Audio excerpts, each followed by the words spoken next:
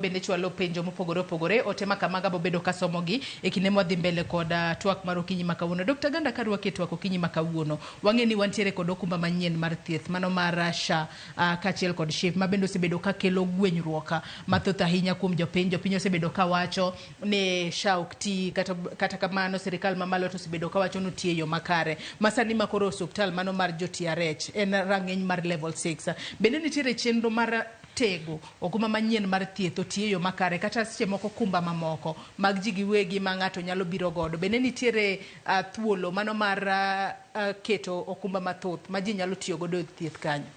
Yes, mana dear, wase yaw other insurances nyalo tiyo go Jaramogi. The private insurances kata mar teachers and all that kind of thing. To SHA ni ngeni wa compare last year gi this year. Kisumu County Referral Hospital Victoria Martin last year negi yudo 60 million shillings the whole year chakre January maka December, okay, June nyaka June. To this year chakre October nyaka March gise yudo 60 million.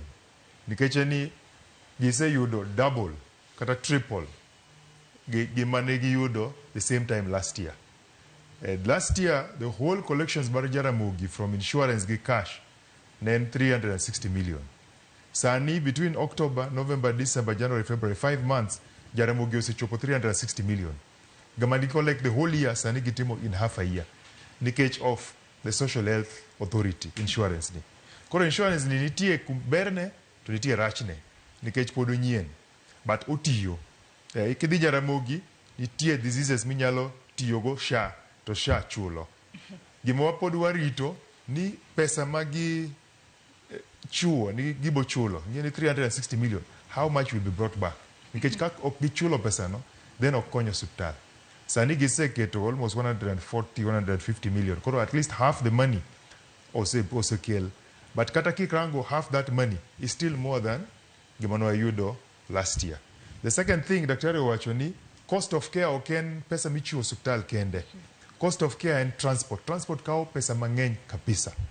To cost of living. Ingeni kidhi Nairobi. To rent, kata house, accommodation. It's very expensive. Kin Kisumu tinyalo yudo one of your relatives. Nikech bano Kisumu siya ingi relatives menyalo da kodi, which reduces your cost of care. Koro the cost of care definitely will go down because of all those other things. Chiemo, transport, and all those kind of things. To the level of economy, mose wacho maber kabisa. Loret en economy nikech Moi Referral Hospital gi University, Moi University. Kisumu onge economy mar government. Pesa mar government mabiro from the taxpayer and the county budget 10 billion kende. Ka Jaramogi okelo another 10 billion, ingeni economy mar Kisumu or double. So mano is good for our people nikech ji onge tich. Economy is what gives people jobs. Ka in gi tich tiyudo pesa, then you are able to afford all these other things. Dr. Miskela, wach ni mara okumba